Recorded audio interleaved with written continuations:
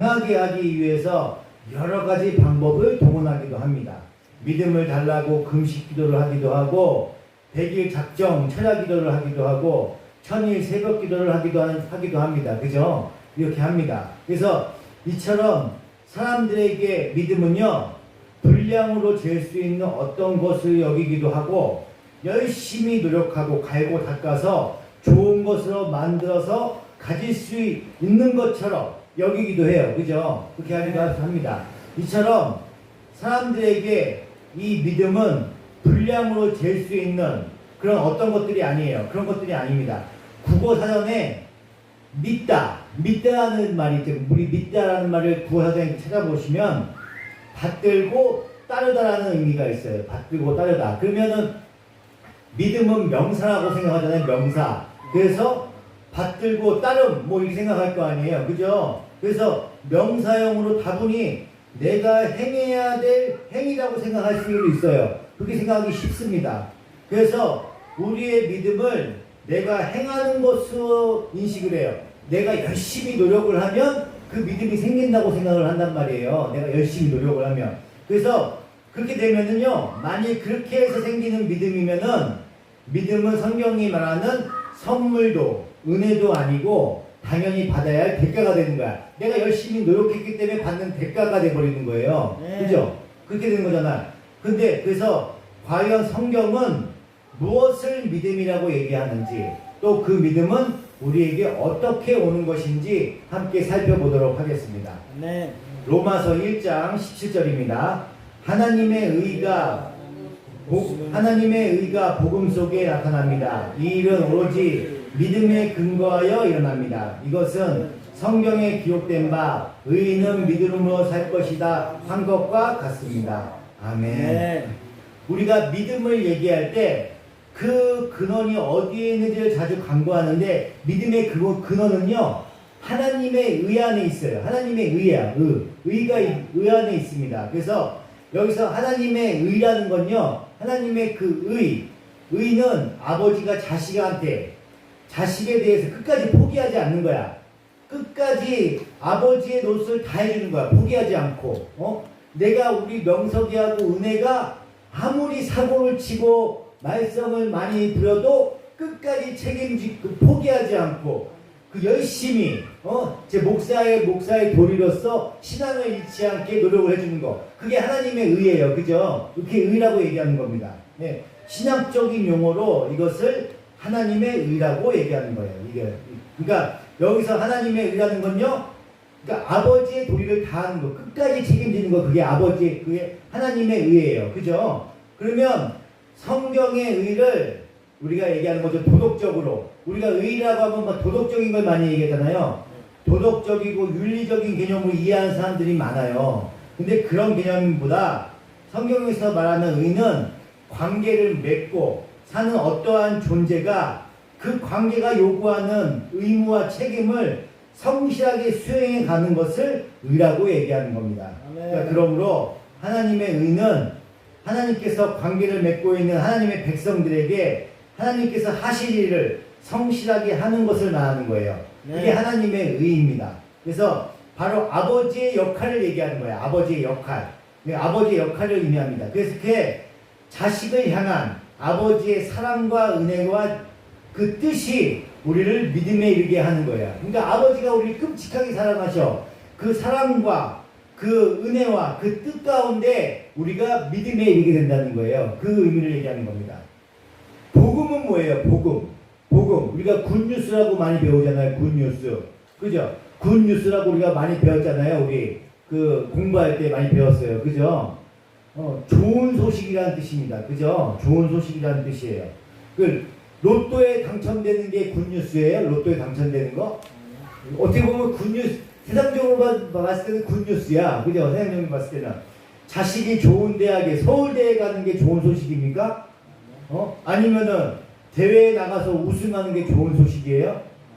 세상적으로 봤을 때는 좋은 소식일 수가 있어. 그게 상대적인 거야. 지극히 상대적인 겁니다. 그건요. 예. 대학에 붙는 사람이 있으면 떨어진 사람이 있어요. 그죠? 또 떨어진 사람이 있어. 그리고 대회에 우승한 사람이 있으면 경기에 진 사람도 있는 거예요. 그죠? 네. 상대적인 거야. 그 굿뉴스는, 세상적인 굿뉴스는 좋은 소식은 상대적인 거예요. 그래서 어떤 사람한테는 좋은 소식일 수 있지만 어떤 사람한테는 나쁜 소식일 수가 있는 겁니다. 네. 우리가 이겨서 기뻐할 때 진 쪽은 어떻게 돼요? 진 쪽은 복된 소식이 아닌 슬픈 소식이 되는 거잖아요. 그죠? 로또에 복권을 샀어. 당첨된 사람한테는 좋은 소식이지만 당첨되지 않은 사람한테는 어떤 슬픈 소식이지. 나는 도대체 왜 맨날 꽝이야? 이럴 거 아니에요. 그죠? 그게 다 모두한테 다 좋은 소식은 아니잖아요. 그죠? 슬픈 소식이 되는 거야. 그래서 이것은 누구에게나 좋은 소식이 아니고 상대적인 소식입니다. 그죠? 네. 근데 그러면 영원토록 변치 않는 좋은 소식, 절대적인 좋은 소식은 뭐예요? 그건 뭡니까?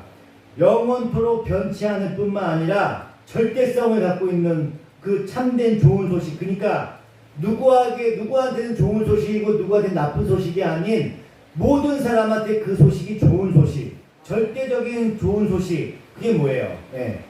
절대성을 가진 참된 복음. 그게 뭡니까?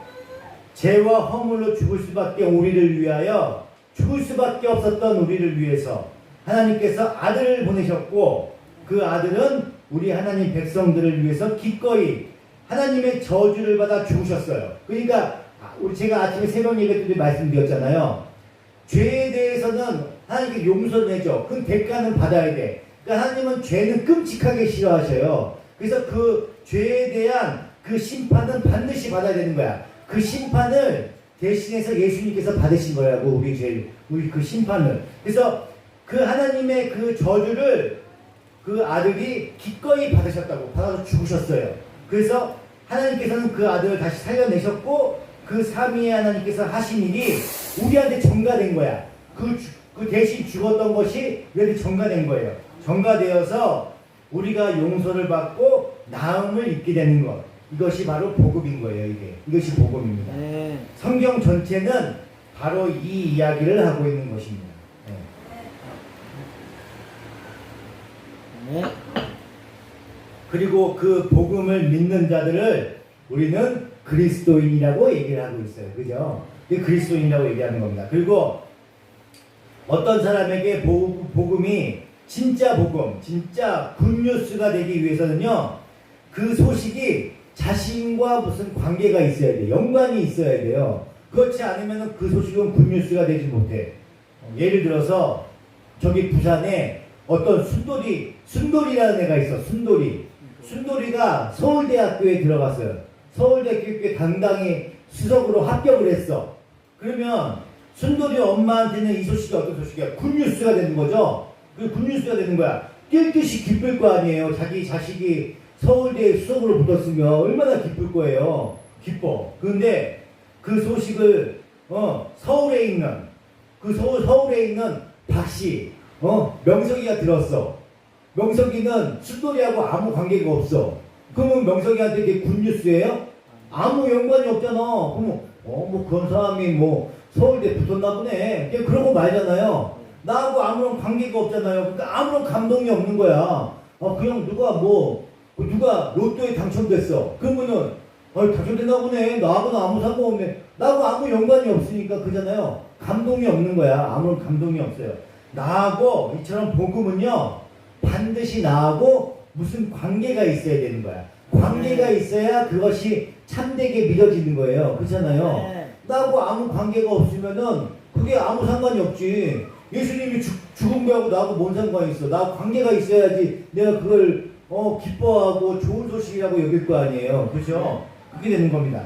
나와 관계가 있어야 돼. 이처럼 복음이 진짜 복음이 되기 위해서는요, 반드시 필요한 것이 바로 믿음인 거야. 그 믿음이 있어야만, 내가 예수님을 믿어야지만, 이 성경 말씀이 믿어져야지만 이 소식이 나한테 굿뉴스로 다가오는 거잖아요. 근데 창세기 1장 1절부터 태초에 하나님이 천지를 창조하셨, 이게 뭔 얘기야? 이 말도 안 되는 소리네. 그러면 이 소식이 나한테 굿뉴스가 되는 거예요? 안 되는 거지. 믿음이 나한테 있어야 이 소식이 굿뉴스가 되는 거예요. 이게 연관성이거든요. 보편적이고 일반적으로 던져지는 이 복음이 정말 나와 관련한 진짜 좋은 소식이 되기 위해서는요, 네. 우리에게는 믿음이라는 것이 필요한 거예요. 믿음이라는 것이. 그렇다면 그 믿음은 어떻게 가질 수 있는 것인가가 우리가 오늘 풀어야 될 숙제인 거예요. 근데 우리가 또 여러 가지 성경 말씀을 통해서 우리가 설교하고 또 공부하면서 많이 들었어요. 오늘 아마 내용들이 거의 들었던 내용일 거야. 근데 한번 되새겨 보시면서 이게 믿음이 우리한테 어떻게 들어오는지를 공부해 볼 필요가 있습니다. 원래는 우리 김정자 기사님이 열심히 공부하신다고 해서 한 번 더 기초적인 걸 한 번 더 공부하려고 했는데 빠지신 거예요, 지금. 굿뉴스를 지금 빠뜨려 드신 거예요, 지금. 누워 계실 때가 아닌데 와서 들으셔야 되는데. 그쵸? 개혁 성경에서는요, 로마서 1장 17절을 믿음이 믿음으로 우리를 이끌어 간다고 기록되어 있습니다. 그죠? 믿음이 믿음으로 우리를 이끌어 간대요. 그러면 앞에 믿음이 있고 뒤에 믿음이 있는 거야. 그죠?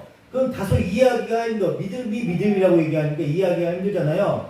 그리고 이 말은요, 오직 의인은 믿음으로 말미암아 산다는 말과 같은 말이기도 합니다. 같은 의미를 갖고 있어요. 그러면 앞에 믿음은 무엇이고 뒤에 믿음은 무엇이에요?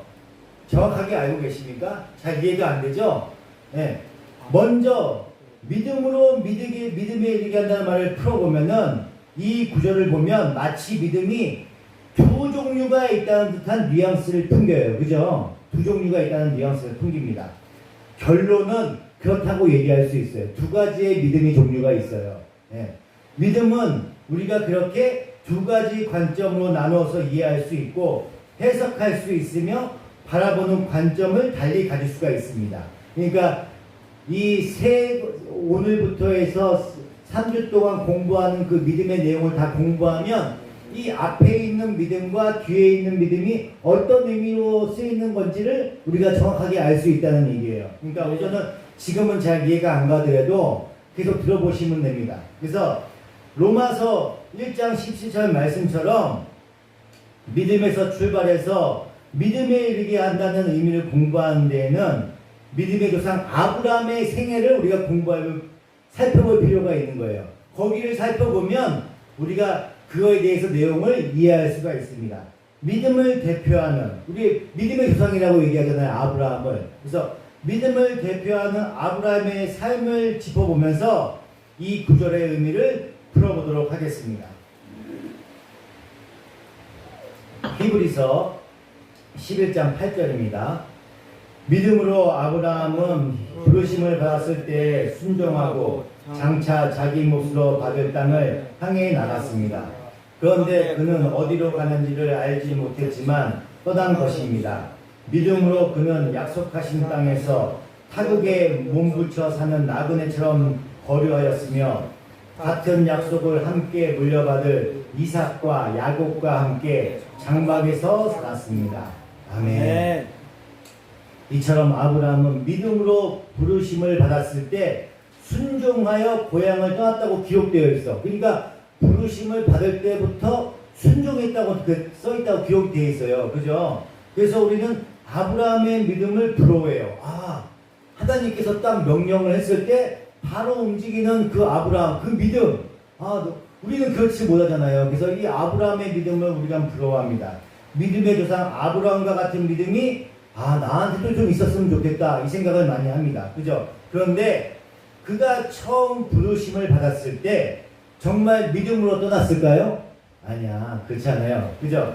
우리 창세기로 다시 가보겠습니다. 창세기 11장 31절입니다. 데라는 아들 아브람과 하란에게서 난 손자 롯과 아들 아브라함의 아내인 며느리 사례를 데리고 가나안 땅으로 오려고 바빌로니아의 우르를 떠나서 하란에 이르렀다. 그는 거기에다가 자리를 잡고 살았다. 데라는 205년을 살다가 하란에서 죽었다. 아멘. 여기서 갈대아 우르를 떠났대. 떠난 것은 아브라함이 아니라 그의 아버지 데라가 아브라함과 그의 식솔들을 끌고, 그러니까 아브라함이 주도적으로 한 게 아니야. 데라가 이제 가장이잖아요. 가장한테 절대적인 힘이 있어요, 이 당시에는. 우리도 얼마 전에 조선시대만 해도 가장이면은 집안의 어른이면 가장 힘이 아버지 말이 무조건 순종했잖아요. 그것처럼 그러니까 아브라함이 주도적으로 한 게 아니라 그의 아버지 데라가 아브라함과 그의 식솔들을 이끌고 나왔다는 것을 알 수가 있어요. 그죠? 그러니까 주체는 누구예요? 데라야, 데라. 아브라함이 아니에요. 네. 데라가 끌고 나왔습니다. 그런데 사도행전의 스데반의 설교를 보면 하나님께서는 데라가 아닌 아브라함한테 나타나셔서 고향 갈대아우를 떠나라고 명령을 하셨습니다. 그렇게 명령을 하셨어요. 이제 사도행전 7장 2절을 한번 보겠습니다. 7장 2절. 스데반이 말하였다. 도형 여러분, 내 말을 들어보십시오. 우리 조상 아브라함이 하란에 거주하기 전에 아직 메소포타미아에 있을 때에 영광의 하나님께서 그에게 나타나셔서 말씀하시기를 너는 내 고향과 친척을 떠나서 어디든지 내가 지시하는 땅으로 가거라 하셨습니다. 아멘. 네. 여기서 아브라함이 아닌 데라가 여행의 주도권을 쥐고 있습니다. 그죠? 제가 아까 말씀드렸죠? 여행의 주도권을 쥐고 있어요. 거기에는 어떤 의미가 숨어 있는 거예요? 이 질문은 잠깐 접어두고 아브라함의 생애에서 우리가 또 간과해서는 안 될 부분이 하나가 있어요. 그게 뭐냐면 믿음의 조상 아브라함은 대단한 믿음의 가정에서 태어났을 거라고 우리가 생각해요. 아브라함이 엄청 믿음의 가정에서 태어났다고 생각을 해요. 근데 우리는 그렇지 않아. 우리 공부에서 알고 있죠? 믿음의 가정에서 태어난 게 아니야. 우리가 많이 그렇게 추측을 그렇게 해요. 일반 사람들은 많이 이렇게 추측을 합니다. 그런데 아브라함의 아버지 데라는 뭐예요? 우상을 만들던 사람이야. 우상을 만들기도 하고 우상을 섬기던 사람이에요. 그러면 어떻게 돼요? 아브라함은 그런 아버지 밑에서 자란 사람이야. 네. 그러니까 아버지 밑에서 그렇게 우상을 만들고 우상을 섬겼어. 그러면 그게 신인 줄 알 거 아니에요? 우상이 신인 줄 알았을 거 아니에요? 그죠? 그래서 그도 역시 하나님이 아닌 우상의 덕을 잘 먹고 잘 살던 그런 사람이었다는 거예요. 이 아브라함도. 하나님을 믿고 의지했던 사람이 아니라 우상을 섬기던 사람이에요. 아브라함도. 그 얘기를 하는 겁니다. 여호수아서 24장 2절입니다.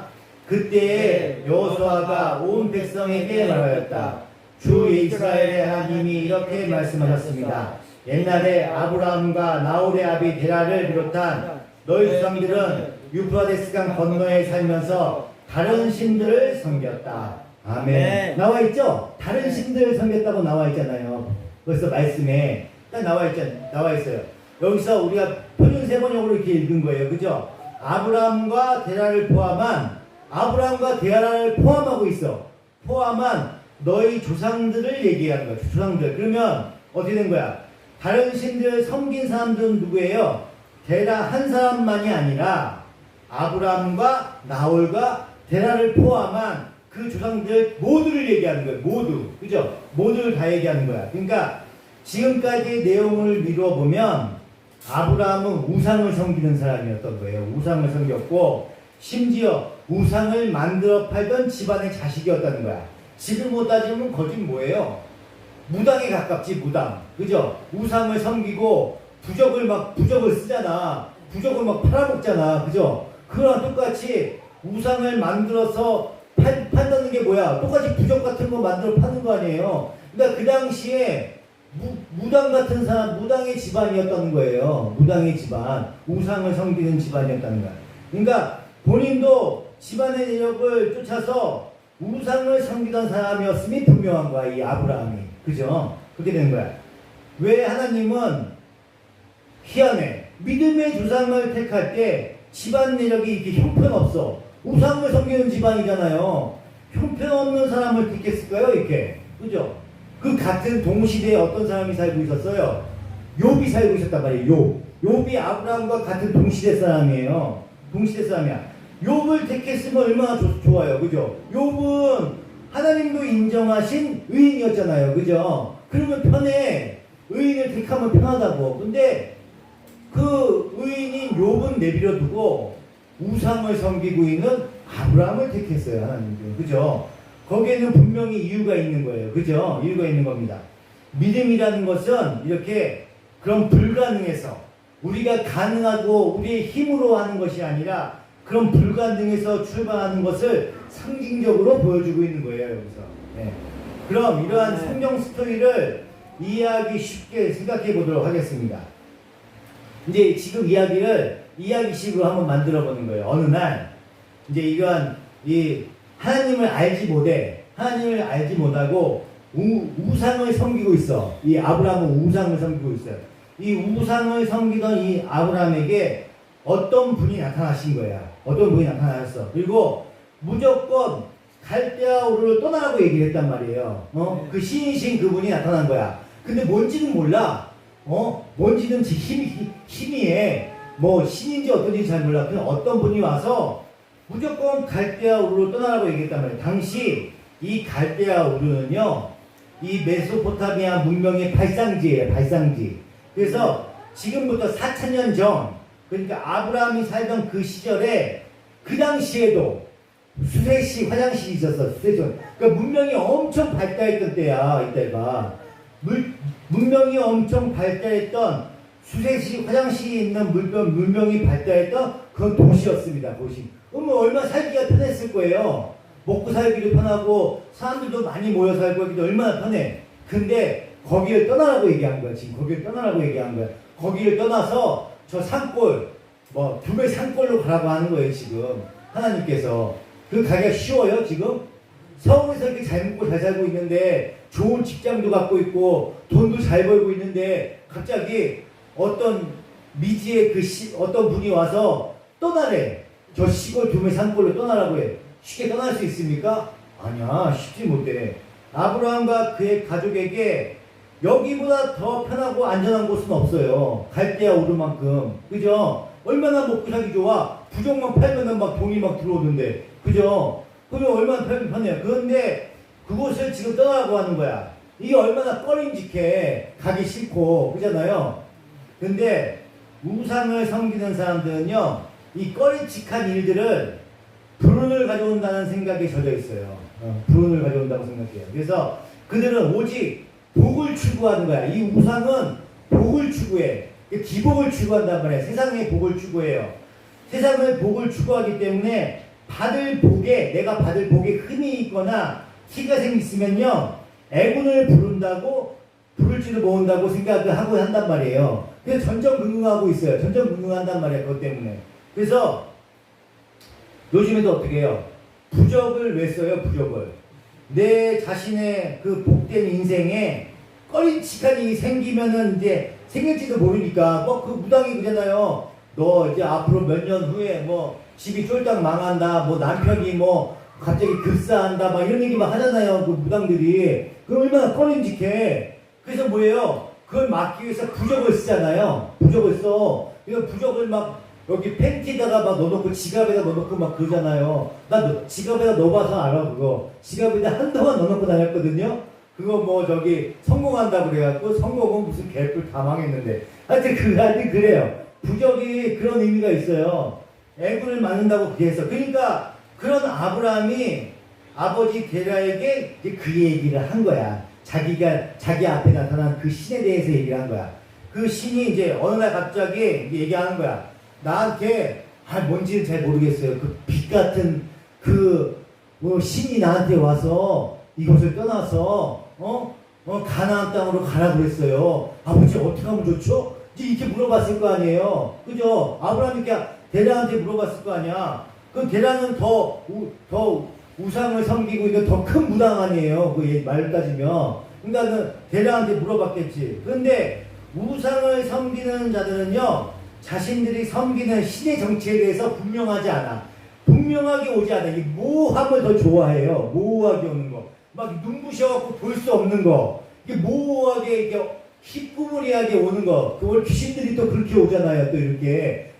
정체를 알 수 없게. 그런 것들을 그렇게 온다고 생각한단 말이에요. 그래서 일관적으로 모호하다고 생각한단 말이에요. 왜냐하면 우상이라는 건요, 인간의 필요에 의해서 만들어진 거야. 그죠? 우상은 인간의 필요에 의해서 만들어진 거야. 그래서 그 정체가 모호한 것이 당연해요. 정확하면은 그게 알 수가 없지. 모호해야지 당연한 거잖아요. 그죠? 그런데 우상을 섬기던 아브라함에게 어떤 신이 나타나서 이렇게 얘기한 거예요. 본토 친척 아비 집을 떠나서 내가 지시하는 땅으로 가라. 그러면 내가 너로 큰 민족을 이루게 한대. 집을 떠나서 또 가면은 큰 민족을 이루게 하고 너한테 복을 부어주신대요. 너한테 복을 부어주고 네 이름을 창대하게 한대. 그리고 너는 복의 근원이 될 것이다. 이렇게 얘기했단 말이에요.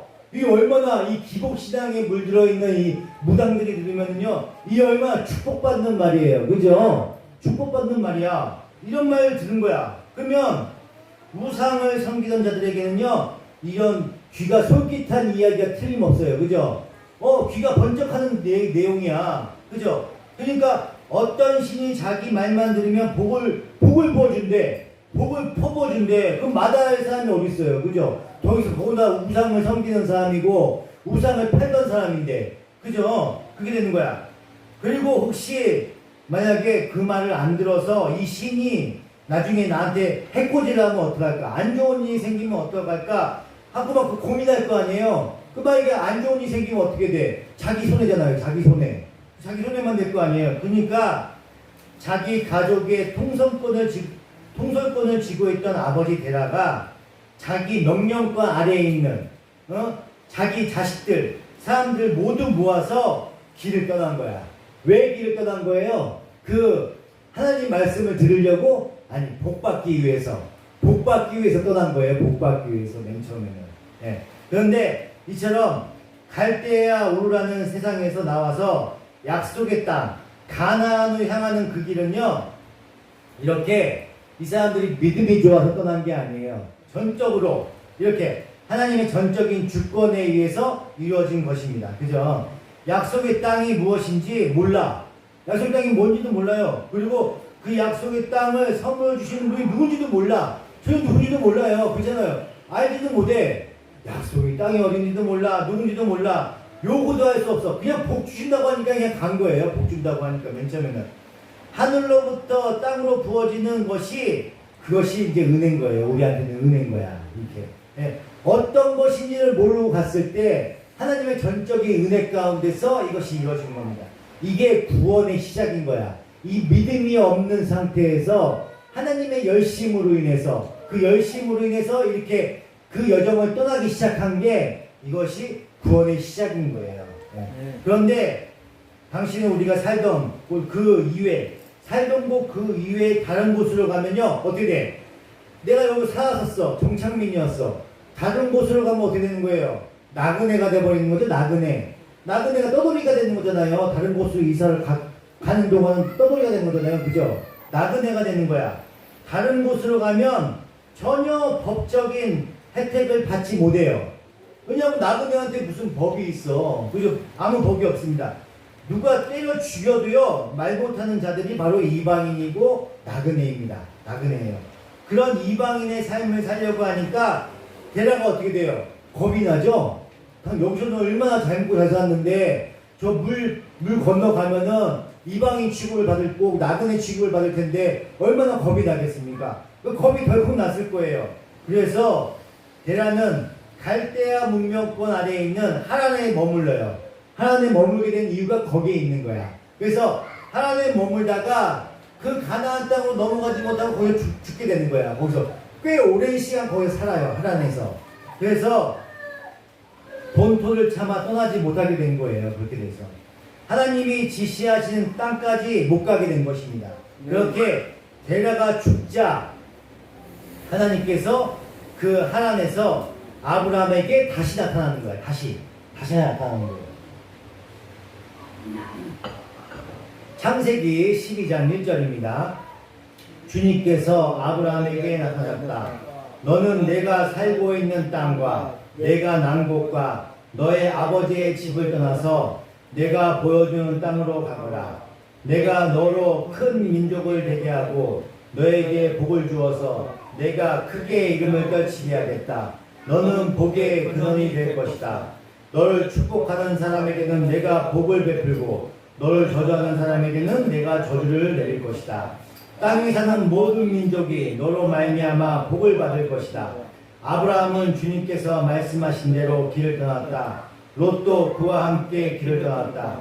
아브라함이 하란을 떠날 때의 나이는 75이었다. 아브라함은 아내 사레와 조카 롯과 하란에서 모은 재산과 거기에서 얻은 사람들을 거느리고 가나안 땅으로 가려고 길을 떠나서 마침내 가나안 땅에 이르렀다. 아멘. 예전에 한번 설명해 드린 적도 있어요. 여기서 이 마침내의 관점은 하나님의 관점이에요. 그러니까 뭐 아브라함이 드디어 마침내 드디어 가나안 땅에 도착했다 이런 의미로 얘기한 게 아니야. 이 마침내는 아브라함은 안 가고 싶어 했다니까. 계속 젊었을 때 불렀는데 계속 하나님께서 75세가 되었을 때 겨우겨우 그 하나님의 그 열심으로 인해 설득과 강요와 그 협박과 이 과정을 통해서 겨우겨우 간 거야. 그래서 이 마침내의 관점은 누구예요? 하나님이에요. 하나님의 그 열심으로 인해서 드디어 이 아브라함이 드디어 내 말을 듣고 드디어 가나안 땅으로 갔구나 이 얘기를 하는 거예요. 아브라함이 내가 이렇게 열심히 노력해서 드디어 가나안 땅에 갔구나, 갔다, 도착했다 이런 의미가 아니에요. 노력한 건 아무것도 없어. 가기 싫어했다니까. 거기 가면 나그네 인생이 어떻게 죽을지도 모르잖아. 그죠? 그래서 뭐예요? 가자마자 한 게 뭐예요? 자기 아내 팔아먹은 거잖아요. 죽을까봐. 가자마자 그거 한 거예요. 믿음이 좋으면 자기 아내 팔아먹습니까? 그렇게 나의 모든 걸 다 버리고 믿음 가운데서 처음에 왔다면은 오자마자 하나님을 못 믿어서 아내를 팔아먹습니까? 아니잖아요. 그죠? 왔을 때는 오기 싫은데 억지로 온 거야. 그 우상을 섬기고 있기 때문에 그 우상을 믿고 있기 때문에 자꾸 신이 얘기하니까 두려운 거예요. 우상을 믿으니까 어떤 신인지도 모르고. 그잖아요. 우상을 믿는 사람들이 특징이야. 그냥 귀신도 믿잖아요. 그래서 무당 귀신을 믿어. 아버지가 죽은 증조 할아버지가 저기 와갖고 얘기하고 손녀야 이렇게 얘기하는 거 다 믿잖아요. 무당 믿는 사람들은. 그거 다 믿는다니까? 이렇게 와갖고 무슨 애기신 들어와갖고 얘기하는 거 다 믿잖아요. 그죠? 모호하잖아. 존재가 모호해. 그죠? 그런 사람들 다 믿어. 왜 그래요? 기복신앙에 있기 때문에, 우상을 섬기기 때문에 그런 것들이 흔들리는 거야. 똑같이 악한 마음을 흔들어서 선으로 바꾸신 거야. 하나님께서. 아브라함이 갖고 있던 잘못된 신앙, 우상을 섬기는 그 마음을 흔들어서 하나님께서 인도하게 하신 거예요. 그러니까 하나님께서 얼마나 열심히 일하신 거예요. 이 아브라함을 여기까지 부르기까지. 네. 스데반의 설교에서는요, 하나님께서 갈대아 우르에서 아브라함에게 나타났다고 얘기가 되어 있어요. 그죠? 근데 창세기 12장에서는요, 하란에서 나타났다고 얘기하십니다. 그죠? 틀린 거야. 그러니까 그러므로 창세기 12장의 하나님의 등장은요, 두 번째 등장인 거야. 첫 번째는 어디예요? 갈대아 우르에서 처음에 이제 이 아브라함한테 얘기한 거고, 네. 이 말을 계속 안 듣다 보니까 어떻게 돼요? 두 번째 등장하셔서 이 하란에서 75세가 됐었을 때 그때도 부르신 거예요. 이게 왜 75세 됐을 때 부른 거예요? 그 걸림돌이 됐던 베라가 죽었기 때문에 그때 부르게 된 거예요. 이렇게 된 겁니다. 그래서 이처럼 두 번 등장하게 됩니다. 그리고 우르에서 약속하신 것을 그대로 반복하시잖아요. 근데 그대로 반복하십니다. 이처럼 75세까지 하란에 머물렀던 아브라함이 이 하나님의 끈질기고 고집스러운 권유로, 이 설득으로, 하나님의 열심을 통해서 드디어 가나안 땅에 넘어가게 된 거야. 그럼 어떻게 된 거야? 믿음이 좋아서 간 거예요? 아니야. 처음에 시작은 뭐예요? 꽝이야. 진짜 아무것도 없는 거예요. 그러니까 거짓 바닥이야. 바닥도 아니고 마이너스지. 왜냐면은 바닥은 뭐야? 아무 신을 안 믿고 있을 때가 바닥이잖아. 근데 지금 아브라함 뭐예요? 마이너스 100이잖아요. 마이너스 100. 왜냐면 우상을 섬기고 있는 무당이었으니까. 그죠? 우상을 전적으로 믿고 있던 사람이 그 마이너스 100이었잖아요. 마이너스 100이었던 사람을 돌이켜서 이 가나안 땅으로 넘어오게 만드신 거예요. 이거 누구야? 본인의 의지로 한 거예요? 아니지. 하나님의 그 의지 가운데서 열심 가운데 여기 온 거죠. 그죠? 그럼 맨 처음에 신앙이 그런 거야. 저도 그래요. 제가 뭐 맨 처음부터 신앙이 있어서 교회 나왔나? 아니지. 하나님의 그 강권 하에서 여기 하나님에 오게 된 거고, 네. 그래서 이 교회에 나오게 된 거고, 그 네. 과정이 제가 뭐 교회에 처음에 왔었을 때 뭐 믿음이 있어서 교회 처음에 나옵니까? 아니죠. 하나님의 그 부르심에, 하나님의 그 강권에, 하나님의 열심에 따라서 제가 이 자리에 나오게 된 거잖아요. 똑같은 거예요. 처음부터 믿음이 있어갖고 나온 사람이 없어. 나 이제부터 주님 믿어야지. 나 이제부터 주님 믿어줘야 하고 나온 사람들 거의 없을걸요? 그렇잖아요. 하나님의 강권 하에서 맨 처음에 나오는 겁니다. 이렇게 해서 첫 번째 이 믿음에 대해서는요. 믿음의 처음의 시작은 아브라함이 믿음이 훌륭해서 이렇게 가나안 땅으로 넘어온 게 아닙니다. 우리같이 네. 똑같이 믿음이 없는 상태에서 처음에 하나님의 그 복음이 시작된 겁니다. 믿음은 이렇게 시작된 거예요. 아멘. 다음 시간에 다시 믿음에 대해서 또 공부해 보도록 하겠습니다. 아멘. 기도하시겠습니다. 하나님의 크신 은혜와 사랑에 감사합니다. 주님께서 베풀어 주셔서 이렇게 수요 예배 가운데 하나님의 교리를 배우고 믿음을 배움으로 인해서 우리가 어떻게 신앙을 쌓아가고 믿음이 은혜인 것을, 구원이 은혜인 것을 바르게 깨달아서 내 열심과 내 노력으로 받는 대가가 아닌 하나님의 은혜 가운데 받게 되는 그 하나님의 그 선물인 것을 깨닫는 값진 시간이 될 수 있도록 주님께서 축복하여 주시옵소서. 감사드리며 우리 주 예수 그리스도 이름으로 간절히 기도드리옵나이다. 아멘. 아멘.